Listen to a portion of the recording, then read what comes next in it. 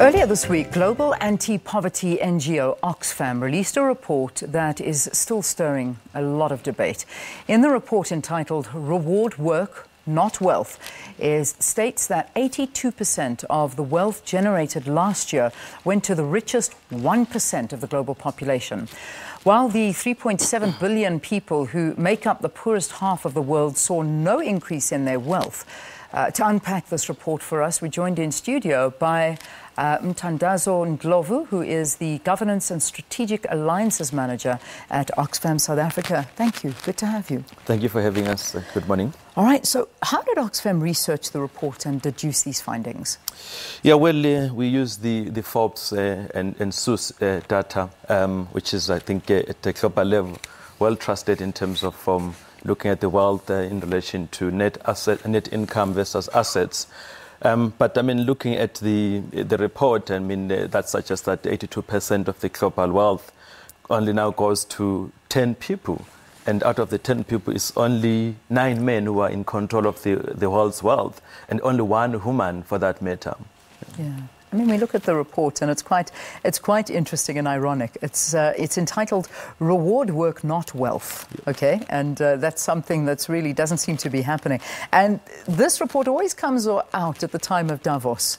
Is there a coincidence there, or is it done on purpose so that this can be discussed? Well, it's done on purpose, one, because Davos is a meeting of the rich, of the politicians, and unfortunately... And many people criticize Davos as just a gathering in this wealthy ski resort of political leaders. Nothing ever comes of it. It's just a big talk shop. Well, that's how, and that's the extent to which the elite and the powerful are now in charge of policy making all over in the world, as we have and now experience even in South Africa. I mean, we know that the small group of the corrupt individuals have now appropriated power to make policy decisions, and thereby creating these conditions where only 10% of the top 10% of the society controls the bottom. I mean, over 50% of the wealth that has been created for last year only. Yeah. Whereas, I mean, in comparison, all the wages of the bottom half of the population, the labor force controls only 12% of that. Jeez, it's such a difficult stat to come around. 82% of the wealth generated last year went to the richest 1% of the global population, while the 3.7 billion people who make up the poor half, I'm repeating the intro, saw absolutely no increase in their wealth. This story, we're talking a global story, but if we look at it in a South African context, does it speak the truth to what's happening in South Africa as well? Yes, it does speak to the truth. I mean, as I said earlier on, that the top 10% of the rich of the population controls half of all the wages that have been created, whereas only the 50% of the labor force controls 12% of the wealth that has been generated. And of course, we see this now in terms of how the society has fragmented.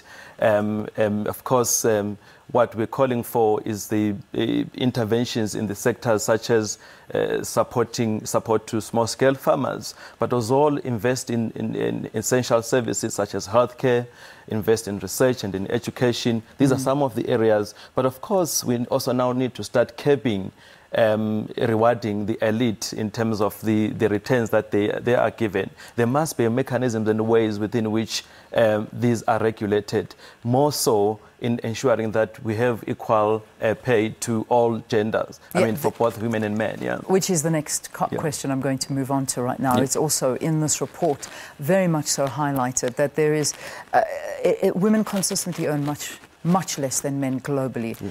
I mean, it's unacceptable in this day and age, and yet you still see the battle for equality of women there. How bad is the gap, though? What are we looking at? It's quite high. I mean, what we're saying is that we must be able to create an economy that works for people, an economy that would eliminate all the gender disparities. I mean, for instance, if we're saying out of the 10 rich billionaires, only one person is a female. That demonstrates the extent of the disparities that we have. For instance, we have the cases such as the dismissal of ShopRite workers just for merely receiving a tip from a buyer in one of the ShopRite shops in Cape Town. And we have a number of examples, I mean, be it in the farm worker sector, where men are still rewarded more than their female colleagues. Yeah, that's quite catastrophic. Yeah. That's one issue of discussion, is that the gender disparity, which is really big. But also we look at, which is an example that's given in the report as well, is stating that a CEO from a top 5 global fashion brand earns in 4 days what a Bangladeshi garment worker will earn her or his entire life. Yes. How is this fair? The scales are so tipped, it's frightening. And this is, I mean, this is real. These are all outcomes of the market economies that we inherited in 1994, and the failures of the democracy that we created, where the elite and the few are then only able to manipulate the rules, they are able to influence decision-making processes. There has to be a fundamental shift in terms of the economic architecture. We must create systems and rules that ensure that people also participate in the economy of the country and of the world. Yeah. I mean, listen, I know that at this point, I mean, there was a big article coming out of how workers in a factory for one of the biggest clothing brands in the world, I'm not going to mention names, I mean, but it's here in South Africa as well, where the workers are actually putting letters and notes into the garments to try and make the world alert of the working conditions that they work under. And this, I mean, this is a desperate cry out for help, to say, listen, guys, you know, you're supporting not them. We're not getting this. It's for the big guys. And I'm bringing it home again. This is my final question to you. In South Africa, it means that it'll take 4.5 days for the best paid executive at ShopRite to earn what a temporary farm worker in a vineyard in South Africa earns for 50 years of work. Yep. It just is frightening. Those are the crisis levels that we have reached. So we're saying we need to rebalance the tables. Yeah. We need to ensure that the worker rights are protected.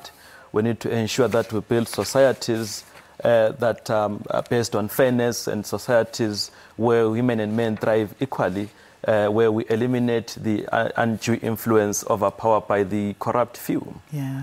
Ndlovu, thank you very much for talking to us. Ndlovu is the Governance and Strategic Alliances Manager at Oxfam South Africa, just discussing the latest inequality report entitled Reward Work, Not Wealth. You can really have a look at that. It's on their website. You can go and visit it. It's freely available for you to read. It's quite frightening.